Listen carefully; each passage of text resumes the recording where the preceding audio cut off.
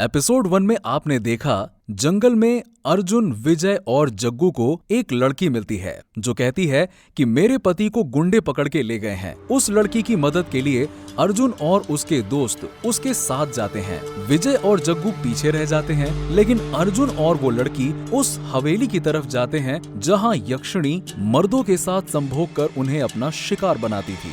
अब आगे अर्जुन और वो खूबसूरत लड़की जो कि यक्षिणी थी, जिसने अर्जुन को अपने जाल में फंसाने के लिए यहाँ तक किसी बहाने से लाया था।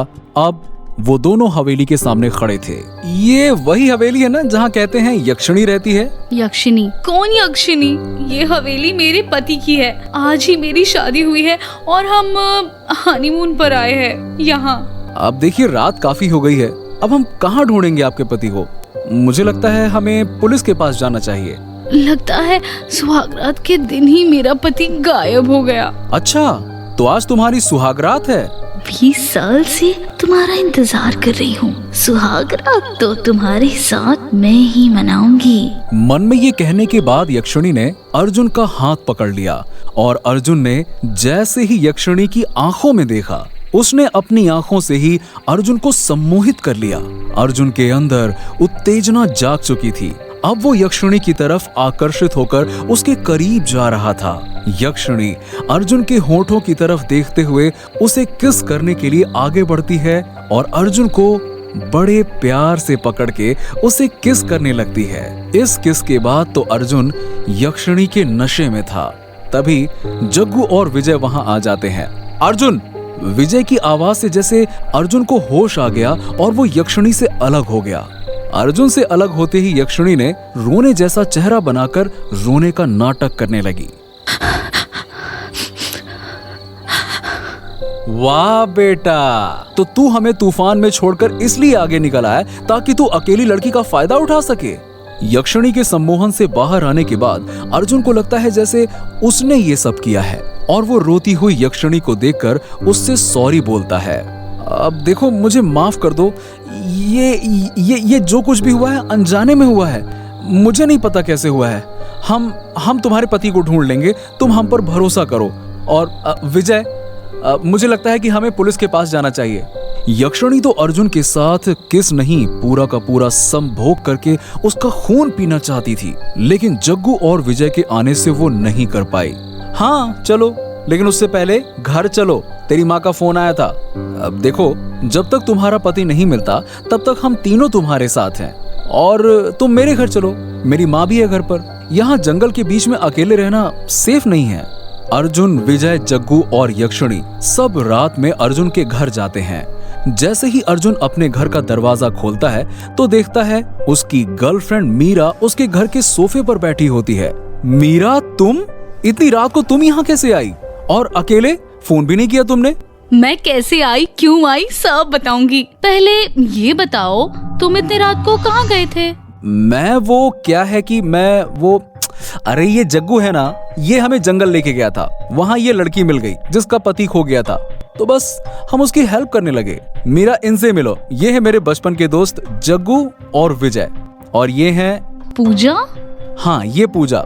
ये अपनी हवेली में अकेली थी तो मैंने कहा मेरे घर चलो, कल हम पुलिस के पास जाएंगे इनके पति के लिए। अच्छा, वो सब छोड़ो, सुनो, मेरा मतलब मैंने और तुम्हारी माँ ने हमारी शादी की डेट तय कर दी है। क्या शादी? इतना शौक क्यों लगा अर्जुन? मैंने माँ जी को सब बता दिया है। यार अर्जुन, तूने तो मीरा के बारे में बताया ही नहीं कभी। हाँ यार, अर्जुन की शादी की बात सुन यक्षिणी को बहुत गुस्सा आ रहा था। वो पिछले 20 साल से अर्जुन का इंतजार कर रही थी और आज अमावस की रात थी, इसीलिए वो अर्जुन के घर भी आई थी कि यहाँ वो अर्जुन के साथ संभोग करेगी। लेकिन यहाँ मीरा बीच में आ गई। कौन सी तारीख को शादी है? अगली पूर्णिमा, यानी इसी महीने के 30 तारीख को। माँ, इतनी जल्दी? बेटा, तूने मीरा के बारे में मुझसे छुपा के रखा, ये उसकी ही सजा है, समझा? बस मैंने तारीख तय कर दी, मतलब कर दी। अर्जुन माँ की बात नहीं टाल सकता था, इसीलिए उसने कुछ नहीं कहा। लेकिन मीरा की वजह से यक्षिणी के सपनों पर पानी फिरने वाला था, क्योंकि वो अमावस्या और पूर्णिमा की रात ही संभोग कर खून पीती थी, तभी वो जवान होती थी। पूजा, तुम मीरा के साथ उसके कमरे में सो जाओ, आराम से सो, टेंशन मत लो। हम कल पुलिस के पास चलेंगे और पुलिस तुम्हारे पति को ढूंढ लेगी। जाओ आराम करो आज। सब लोग रात में अपने कमरे में सोने चले गए। भाई तुम दोनों से मैं हाथ जोड़ के कहता हूँ, प्लीज विनती करता हूँ, मीरा को मेरे और पूजा के किस के बारे में नहीं पता चलना चाहिए, नहीं तो यार वो मुझसे ब्रेकअप कर लेगी। हाँ ठीक है, नहीं बताएंगे हम, लेकिन अब तो उस पूजा से दूर रहना यार, वो मुझे कुछ ठीक नहीं लगती है। अबे यार जग्गू, तू भी ना बड़ा फट्टू है। अबे साले कुछ गड़बड़ होती, यानी कि वो यक्षिणी या चुड़ैल होती, कुछ भी होती, तो साले ये मशीन काहे के लिए है, ये आवाज करने लगती, समझा? अबे जा साले, तेरी मशीन डब्बा है डब्बा, वो तो जंगल में भी आवाज कर रही थी, क्या निकला बाबा जी का ठुल्लू। ऊपर से ये साला अर्जुन उस लड़की से अलग चिपक रहा। अबे पागल है क्या, मरवाएगा। चल अब सोने। अर्जुन दोस्तों के साथ था और यक्षिणी मीरा के साथ उसके कमरे में थी।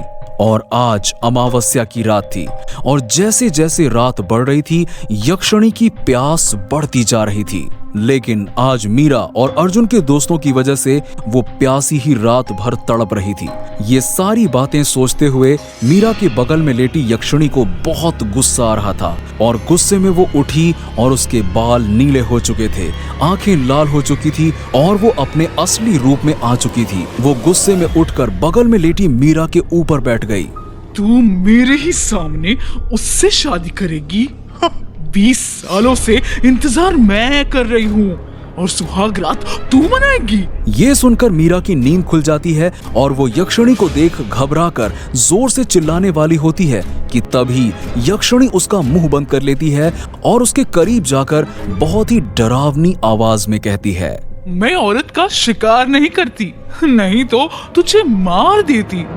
लेकिन ध्यान से सुन, और अर्जुन से शादी तुझे करना है तो कर, लेकिन सुहाग रात मैं ही मनाऊंगी। दोस्तों एपिसोड 3 देखने के लिए आप हमारे चैनल को सब्सक्राइब करके बेल आइकन जरूर दबा लीजिएगा और हाँ, कमेंट में एपिसोड 3 जरूर लिखिए ताकि हमें भी तो पता चले कि आप एपिसोड 3 के इंतजार में हैं। और हाँ, एपिसोड 1 देखने के लिए आई बटन पर क्लिक कर सकते हैं या फिर लिंक डिस्क्रिप्शन में है।